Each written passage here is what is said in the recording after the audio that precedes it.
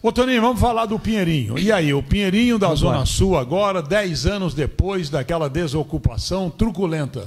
Não, sem dúvida, Lano. E a gente precisa lembrar, isso tudo, igual nós estamos fazendo aqui, lembrando, né? Lembrando de Philips também. Aliás, estou falando de empresa fechada aqui, hein, Lano? Puxa vida, de empresas que passaram, das empresas que passaram, que foi importante, na verdade, é parte da história da cidade, do país, da nossa classe, da classe trabalhadora. Não, e essa do Pinheirinho, nós não podemos esquecer também. São 10 anos, foi uma desocupação violenta. Você viveu isso também. É uma desocupação que não precisaria ter sido feita. Ali moravam 1.800 famílias. A prefeitura tinha o próprio relatório da prefeitura dá 1.674 famílias. A gente calculava ali por volta de 1.800 famílias, quase 8.000 pessoas. E eles fizeram aquela violência toda, 2.000 policiais, helicóptero, cachorro, cavalo, muita bomba de gás lacrimogêneo. A gente até brincava, minha casa, minha bomba, porque na época toda a casa foi coberta de gás lacrimogêneo, muita bala de borracha, muita bala verdadeira, e aquela violência toda. E para entregar para um cara só, chamado Nagy Narras. Por onde anda? Estava aí, você não viu esse vídeo aí, eles fazendo farra lá, ele, o Temer, e todo mundo com aquele... Agora recente, né? Com aquele humorista que era da Jovem Pan, imitando o Bolsonaro e tal, imitando o Dória. E ele fazendo farra, a vida segue. Esse cara é um bandido total, bandido, colarinho branco. Agora, fizeram tudo isso para entregar para ele. E o terreno está lá perdido até hoje. Não se usou para nada, para nada. E tem uma dívida monumental com a prefeitura, uma dívida monumental com o fisco, e que o terreno dele deveria se tornar um terreno para se construir casa popular, dar ao povo. Ficaria mais barato manter aquele povo lá do que o que fizeram. Só para... Você imagina o que se gastou naquela operação. E se você imagina o que se gastou depois com o aluguel social, que a luta dos trabalhadores, dos moradores, continuou e continua na luta, saiu um aluguel social de R$500, que foi pago até construir as casas, depois a própria construção das casas, que é bastante distante, está lá, é uma vitória, foi uma vitória construir as casas. As hoje lá no Pinheirinho dos Palmares, na região sudeste, na região sudeste, do Putim. Estive lá segunda-feira, inclusive, as pessoas estão morando. Agora, poderia ser aqui, muito mais perto, ficaria muito mais barato. E foi uma experiência fantástica também aquela luta, né? Foi uma experiência fantástica. E como vai completar agora 10 anos, nós não podemos esquecer, nós vamos fazer um ato às 10 horas da manhã, no dia 22, porque foi exatamente dia 22 de janeiro de 2012. Domingo, um sábado para domingo. Num domingo, e teve uma resistência fantástica também, tanto da população como do próprio povo do campo, as pessoas do campo dos alemães, a juventude, os trabalhadores.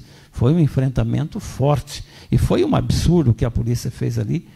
E é bom que você diga, hein, o governador era o Alckmin, o prefeito era o Eduardo Cury, e mais, tudo negociado, a liminar estava a nosso favor, estava tendo uma solução, era possível ter uma solução negociada, eles resolveram fazer o que fizeram naquela vez. Aliás, o Alckmin dizendo que não ia fazer, o Cury também dizendo que não ia fazer, e fizeram. Foi de uma violência sem tamanho. E nós vamos relembrar. Então, a gente queria convidar todo mundo que está nos ouvindo, aqueles que puderem ir, vai ser exatamente em frente ao Pinheirinho. Na entrada... Estrada do Imperador. Estrada do Imperador. Sabe aquela entrada principal que tinha ali? Logo ali na entrada do Imperador, na Estrada do Imperador, às 10 horas da manhã do sábado, e tem um movimento grande a nível nacional, as pessoas que estão convocando, as entidades, muitas entidades convocando, e esperamos ter um bom ato lá nesse dia, convidar todos aqueles que queiram a participar também. Então, gente, sábado 10 da manhã, 10 anos depois, o Pinheirinho da Zona Sul vai ser relembrado nesse ato envolvendo várias entidades da nossa cidade. Bom, o Marcelo, olha, Lano Brito, eu tenho 32 anos, ainda estava muito jovem na época, e não me envolvia em movimentos. Hoje estou aqui, ele fala do MBL, etc. e tal, conta aqui uma historinha, mas eu queria entender melhor o que aconteceu com o Pinheirinho da Zona Sul.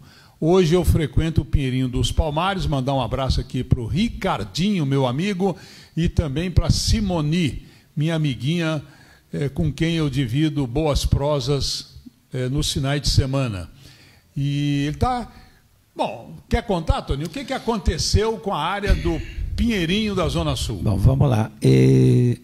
Então, só para não esquecer, Lano, nós vamos também colocar o Sindicato dos Metalúrgicos, que está organizando isso, o Heller está bastante empenhado nisso, e toda a diretoria, e vai ter o ônibus lá no Pinheirinho dos Palmares. Então, quem quiser ir lá do Pinheirinho dos Palmares até o antigo terreno do Pinheirinho, tem ônibus lá de manhã, vai sair de lá por volta das 9 horas da manhã, ali na Avenida 2, em frente ao Sacolão.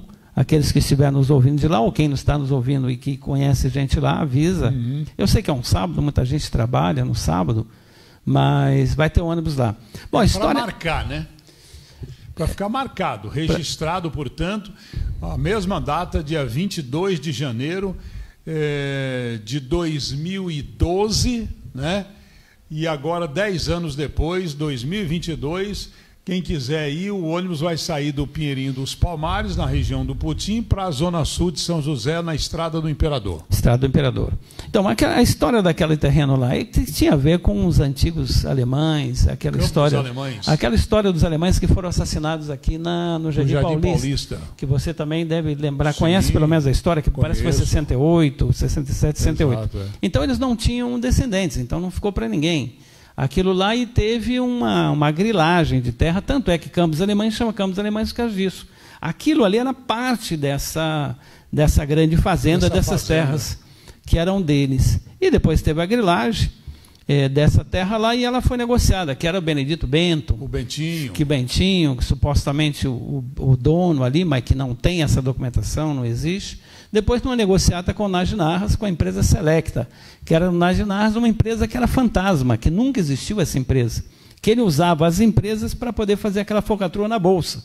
Ele inflava as ações de uma empresa para derrubar a outra, e depois, como ele investia muito numa empresa, subia as ações, ele vendia tudo, e depois a empresa não valia nada, era uma casca, uma mentira. Por isso que Papai Noel das bolsas de valores. Dizem que é um mega investidor nesse sentido, que fazia... Bom, faliu a Bolsa do Rio de Janeiro, nunca mais ela existiu. Acabou com a Bolsa de Valores do Rio de Janeiro. Então, aí ficou essa empresa lá. E ela faliu em 1989. Como a falência aqui nesse país demora muito, vai demorando, essa falência ainda existe. Ela nunca acabou.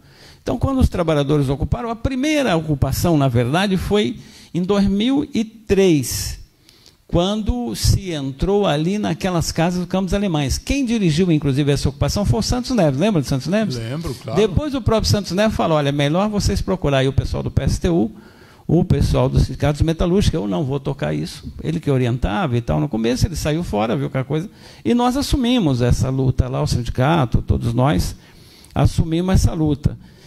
Aí já era advogado também, e depois nós fomos para o Campão. Saímos dali e fomos para o Campão. Ficamos naquele Campão alguns meses. Cury era o secretário do Emanuel. Do Emanuel Fernandes. Do Emanuel Fernandes, o Cury era o secretário. Nós fizemos um acordo na Justiça, junto com o Luiz Maurício, que era o doutor Luiz Maurício, era o juiz, que a gente ia ficar um tempo ali e ia sair, porque aquilo ali era área pública, a gente sabia que aquilo não podia ser repartido, e tinha muitas famílias, tinha 300 famílias, aquilo não tinha jeito, era área pública. E quando foi no Carnaval de 2004, nós fomos com as famílias lá para esse terreno que estava abandonado, perdido ali na Zona Sul. E, portanto, está perdido até hoje. Ali estava perdido, se usava para desova de cadáveres e tal.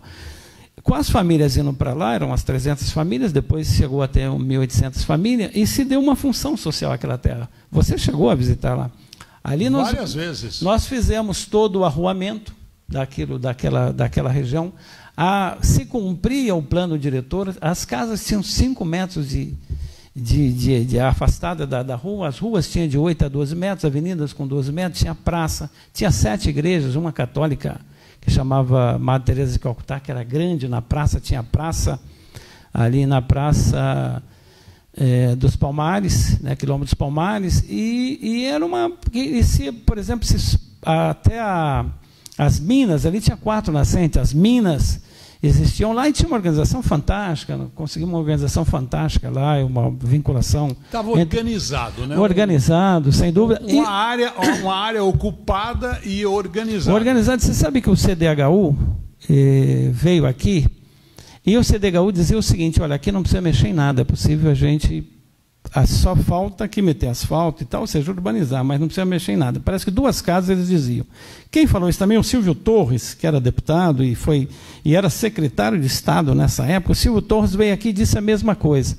Depois, a própria Ministério das Cidades, por várias vezes vieram até aqui, e diziam o seguinte... o PT já estava no governo, né? Era o PT era governo em 2012, desde 2004, desde 2002. Lula entra em 2002, 2003, na verdade. Então, a grande pergunta, por que o Lula não interviu, não chamou para si essa briga? Deveria. É muito demorado, é muito lento, é a forma também com que eles pensam, eles deveriam ter feito, teria condição para fazer lá, não fizeram. De falar a verdade, na época da desocupação, quem era... A dona Elza está perguntando isso, moradora do Campo dos Alemães, por que o PT não abraçou a causa? Deveria, sim, teria, esse povo tem razão, deveria. Se quisesse, teria feito, era possível fazer. A federal era possível fazer? Era possível fazer. Se o governo... Ginarra estava devendo muito imposto da própria área. Para todo mundo, né? Todo mundo. Deve ainda, não pagou. A área ainda, hoje, o valor venal da área é menor do que o imposto que ele deve. O PT deveria ter feito. O Zé Eduardo Cardoso, por exemplo, era o ministro da Justiça. O Paulo Ramos está perguntando qual é o tamanho da área. 1.382.000 metros quadrados. Então passa de 50 alqueires. 22. Não, no estado de São Paulo é 22, não é? 22. Sim, alqueire aqui no estado de São Paulo é 22. 24 em Minas. É mais ou menos igual. Dá para quase 60 alqueires, 50 e tantos alqueires. Não, sim, a área é muito grande, muito grande. É uma fazenda. Sim, era uma fazenda antes, sim. O Zé Eduardo Cardoso era o ministro da Justiça. Eu lembro. Ele poderia ter impedido aquilo? Poderia. Se tivesse peito, tivesse coragem, tivesse vontade política, se o PT tivesse vontade política, poderia ter feito. Não fez. Não fez. O Alckmin teve mais nesse sentido, o Alckmin teve muito mais peito, muito mais coragem e também a forma que eles pensam, né? O Ginarra andou viajando com o avião do Lula também para o Líbano. Então é tudo, entende? Essas coisas.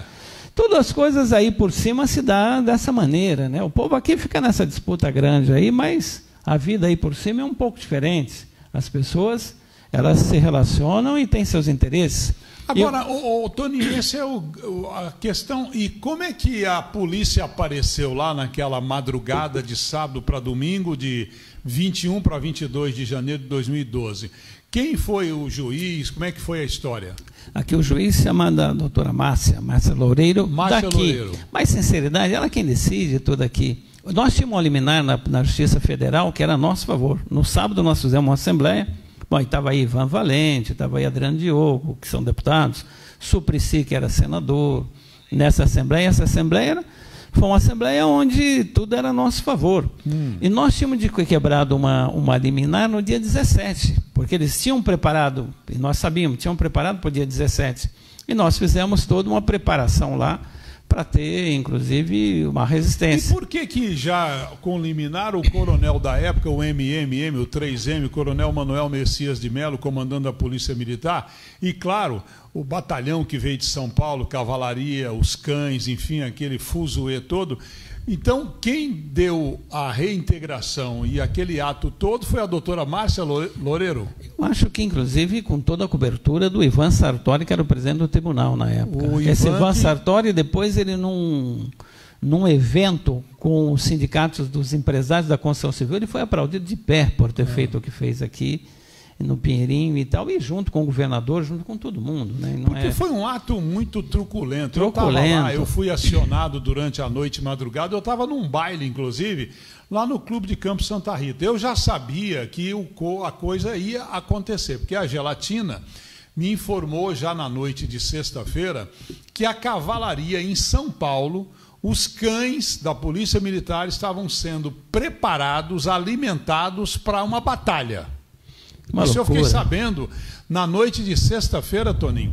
Eu estava dançando um forrozinho ali no Jardim das Indústrias, na casa de um amigo no Limoeiro, e o telefone tocou. Olano, é o seguinte, vai acontecer tal coisa em São José, cavalaria, cães, isso na noite de sexta.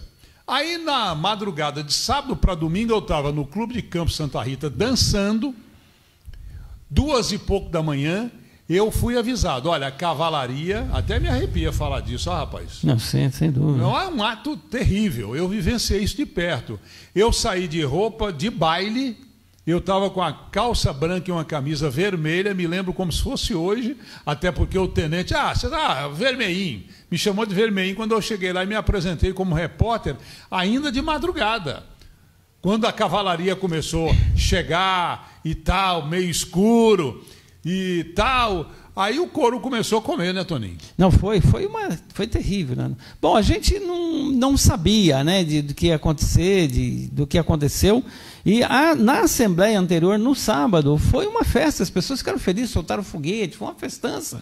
E a gente achava que não ia acontecer, tinha garantias. O Suplicy era um senador da República, tinha garantido que o Alckmin tinha falado com ele. Agora, estranho é que agora o Alckmin vira vice do Lula, olha só como é a vida. Está se negociando, está se negociando isso. E o Lula ainda fala que o Alckmin é o único tucano que gosta de pobre. Bom, se gostar de pobre foi isso, imagina na hora que estiver odiando. Aí nós não... Onde é que nós vamos parar com isso? Agora, foi aquela violência toda e nós não podemos esquecer. São José ficou marcado, e a solidariedade é uma coisa que me arrepia também. Eu vendo as imagens, eu sinto muita emoção ainda de ver aquelas imagens. Mas uma coisa também que me arrepia é a solidariedade que teve no Brasil inteiro, aliás, no Campo dos Alemães, ali na região, no entorno, na cidade, no país inteiro, até fora do país, vários países. Repercutiu, né? Sabe que naquele dia 22 de janeiro de 2012, teve um ato na Avenida Paulista, no mesmo dia que, em solidariedade ao Pinheirinho, as cidades todas e tal. O Carlinhos de Almeida mesmo chega a falar, e me falou isso uma vez, seguinte, que o único fato que aconteceu no mandato do Cury, que o Cury estava muito bem avaliado. A única coisa que aconteceu foi a desocupação do Pinheirinho. E o Carlinhos ganha a eleição. Não sei se você se lembra disso. Sim, do Alexandre Blanco. Depois, a próxima eleição, ele quem ganha, que foi em 2012. Foi exatamente no ano eleitoral. Esse era mais um dado que a gente acreditava que eles não iam fazer. Eles acharam que estava por cima da carne seca, o PSDB, e fizeram perder a prefeitura naquele momento por isso, porque estava bem avaliado. E a única coisa que aconteceu foi isso, que o Eduardo Cury fez. E que é um absurdo. O Suplicy fala que o Eduardo Cury ligou para ele na sexta-feira, no sábado, dizendo que não, acabei de falar com o Alckmin, está tudo tranquilo. Tudo mentira. Toninho Ferreira, que está aqui mentira. Conosco. O doutor Antônio Ferreira, ex-presidente do Sindicato dos Metalúrgicos, e hoje líder, sem dúvida, pelo fato de estar diretamente envolvido na vida de São José dos Campos, já foi candidato várias vezes, e esse ano tem eleição, né, Toninho? Tem. Vai de novo para... Não sei, Lano, vamos ver, é possível. Eu nunca posso dizer que dessa água eu não bebo, porque sabe como que é a vida, né? Mas eu tenho vontade aí que o pessoal mais jovem venha assumir nosso papel. Tem muita gente boa chegando, né? Tem muita gente boa chegando, gente com muita capacidade, muito jovem. Mas vamos ver, tudo isso vai depender. Acontece? O PSTU tem cadeira no Congresso? Não tem. Não tem? Porque nós não fazemos nenhuma coligação, né, Lano? Nós somos aquele partido que nós acreditamos naquilo que nós falamos. Pelo menos tinha que eleger, federal. E também a questão financeira, não aceitamos financiamento de ninguém e tal. Então, esse é difícil, é muito difícil. Agora, nós queremos ter parlamentar, nós vamos buscar votos. O PSTU é o partido Partido Socialista dos Trabalhadores Unificados. O PSTU está ligado a Conlutas. A Conlutas é uma referência no PSTU, não tenha dúvida. A Conlutas é uma central sindical que tem essa relação com o PSTU. Não é que a Conlutas é do PSTU. Tem muita gente que não é do PSTU que está na Conlutas.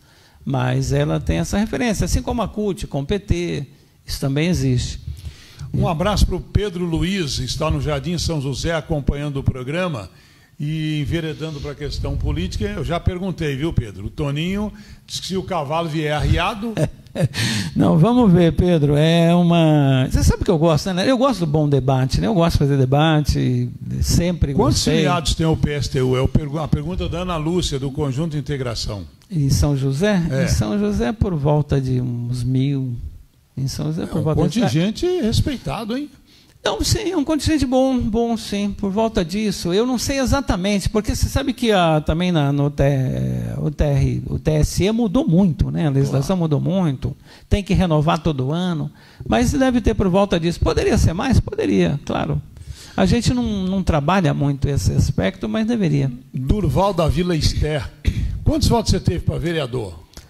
Para vereador, eu já tive uma vez 7.000 votos. Essa última vez, você sabe que eu não me... Essa última vez eu acho que não chegou a 2.000. Acho que caiu muito, né? Caiu muito, sim.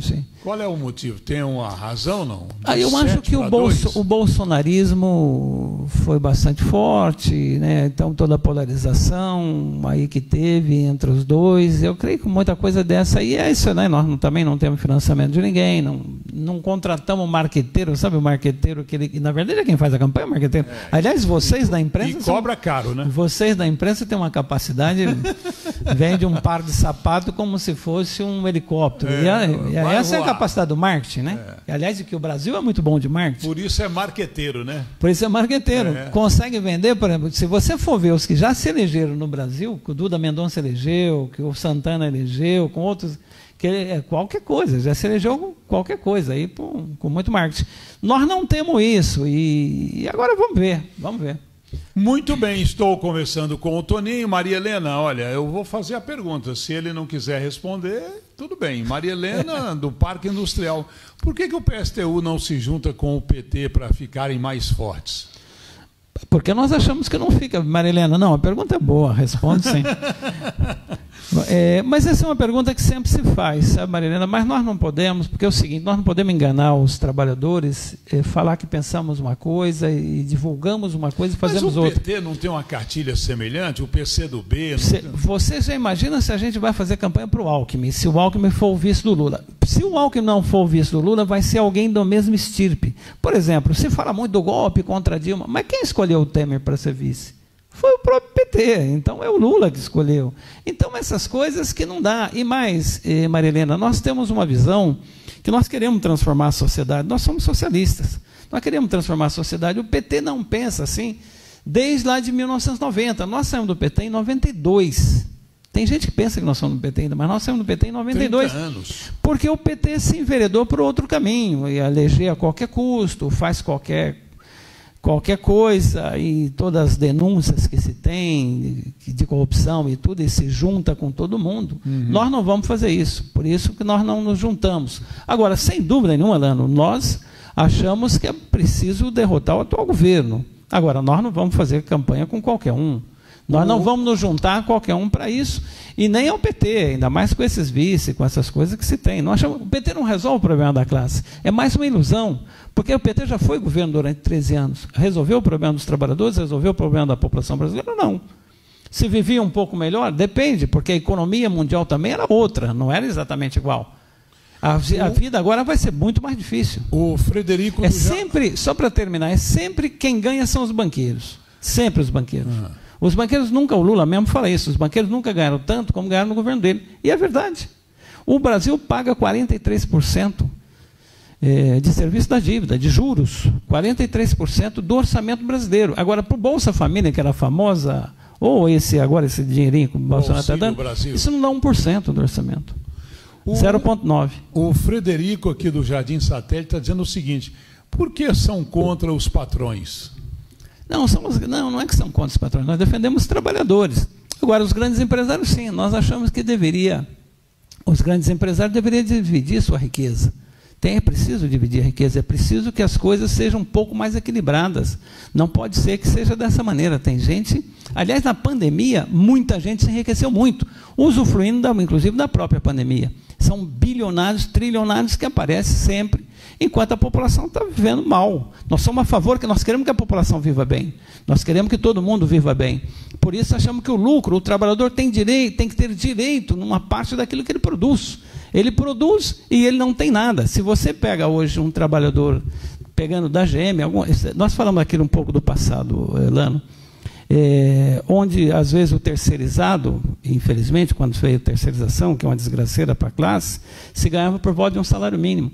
Mas um próprio trabalhador da GM ganha 1.800. Entende? A diferença é muito pequena, inclusive. Ele está muito precarizado o emprego. E se tem muito lucro. Porque, por exemplo, se você for ver os grandes empresários, e a grande burguesia mundial já está fazendo viagem ao espaço.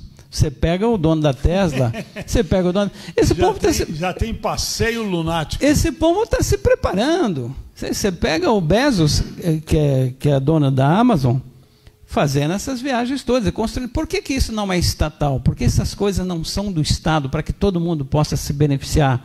Por que as coisas não é um Estado que se faz? São empresas que são mais fortes que um país. Aqui quem manda é o próprio imperialismo, os banqueiros mandam. Quem coloca a gente no governo e tira do governo são os banqueiros, viu, Lano? O povo vota.